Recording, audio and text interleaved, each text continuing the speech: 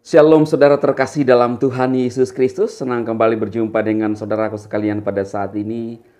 Doa dan harapan saya roh, jiwa, dan tubuh saudara dipelihara sempurna oleh Tuhan kita Yesus Kristus. Amin.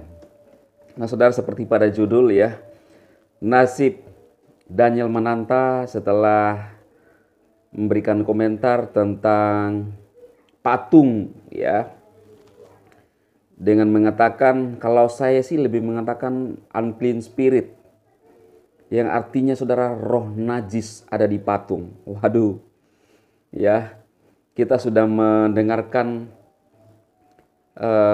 pernyataan-pernyataan, bahkan juga romo pendeta-pendeta saudara, ya, apa yang disampaikan oleh Uas dan Daniel, ya ternyata tidak seperti itu, ya. Jadi Daniel menuai banyak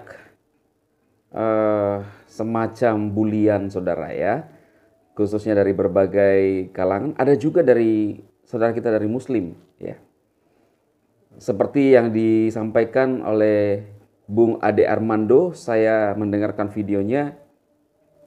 Dia mengatakan bahwa harusnya Daniel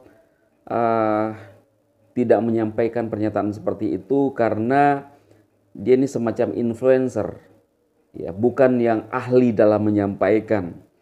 Walaupun kalau kita di Kristen sebenarnya bahwa tidak harus sebagai seorang ahli, tetapi minimal kita mengerti tujuan latar belakang penulisan daripada kitab-kitab itu, saudara. Ya, kitab Yesaya yang dikutip oleh Daniel itu adalah seperti yang ditulis oleh Yesaya, saudara ya. Dan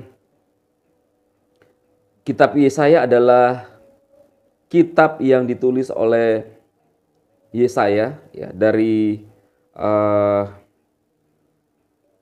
menurut tradisi Yahudi ya. Dan ini adalah suatu berita profetik ya. Termasuk di Yesaya ini ada nubuatan tentang kelahiran Yesus sebagai penyelamat. Yesaya sedang menyampaikan pesan Elohim bahwa jangan ada umatku yang menyembah berhala. Ya, itulah tujuan ditulis kitab ini, saudara. Ya. Jadi kalau ini yang digunakan oleh Daniel, kita sebagai orang Kristen adalah orang yang sudah menyembah kepada Tuhan Elohim Israel yang telah dinyatakan dalam Yesus Kristus. Patung itu merupakan suatu simbol bagi kita. Simbol-simbol bahwa kita adalah pengikut Kristus. Tidak jauh beda dengan gambar-gambar, saudara. Ya, ada yang berkata bahwa di video-video saya mengatakan bahwa apa bedanya? Ya, apa perbedaannya ketika yang sering disampaikan oleh Pak Saifuddin dari golongan saudara kita ini mencium batu hitam, ya. Kalau kita saudara tidak diharuskan ya untuk bersujud menyembah patung, ya. Tidak. Kalau di dalam karismatik sendiri, patung itu hanya sebagai sebuah simbol saja. Jadi hanya sebagai sebuah aksesoris, saudara, bahwa kita adalah pengikut Kristus. Ya. Dan dari Romo sendiri sudah menjelaskan. Dan saya pun baru tahu, ternyata ketika mereka menghadap ke salib ya, atau patung itu mengingat ya, bahwa mereka adalah umat-umat Tuhan, kepunyaan Tuhan. Lebih merasa lebih dekat, saudara, ya, itu yang disampaikan. Ini kan sesuatu yang luar biasa. Jadi kalau apa yang disampaikan oleh Daniel, ya, benar-benar harus menurut saya perlu berhikmat sebelum menyampaikan sesuatu, apalagi yang berkaitan tentang keimanan, harus hati-hati dalam menjelaskan. Jangan sampai ya apa yang kita sampaikan itu menjadi bumerang bagi kita sendiri.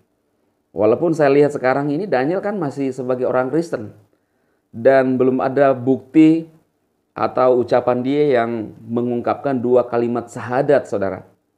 Ya, jangan seperti uh, Ustadz Kainama ya, yang selalu memutarbalikkan Alkitab. Walaupun kita dari Kristen sendiri. Karena Alkitab itu harus dijelaskan secara benar. Alkitab berkata kalau ada seseorang yang mengurangi atau menambahi apa yang disampaikan oleh Alkitab, ya, itu sangat besar hukumannya. Dan siapapun yang menafsirkan Alkitab, ya, untuk memutarbalikkan atau menyesatkan, itu sangat besar penghukumannya nantinya, saudara. Itu kata Alkitab. Ya, jadi saya ingin sekaligus berpesan saat ini supaya hati-hati dalam menafsirkan atau menganggap, ya, atau menuduh ayat-ayat Alkitab, saudara. Karena nantinya itu akan saudara pertanggungjawabkan. Saya pribadi hanya menyampaikan kebenaran apa yang disampaikan oleh Alkitab. Kalau saudara tidak sepaham, saudara bisa diam dan saudara bisa menyimak saja. Tetapi jangan mencoba menafsirkan salah.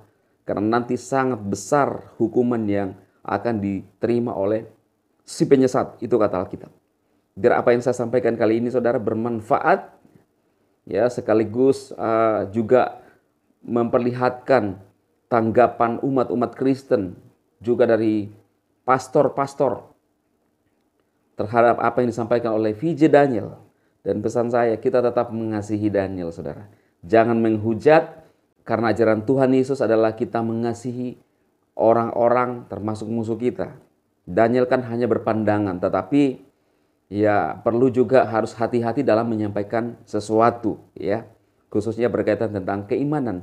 Itu sebabnya saya pribadi tidak pernah mau menjelaskan tentang iman orang lain, kecuali saya hanya mempertanyakan kenapa ada seperti itu yang saya dengar dari mereka yang tentunya yang punya atau yang mengetahui ayat itu sebelumnya, saudara. Ya, jadi itulah yang saya lakukan. Oke, Tuhan memberkati saudaraku sekalian dan tetap jaga hati. Amin, amin, amin.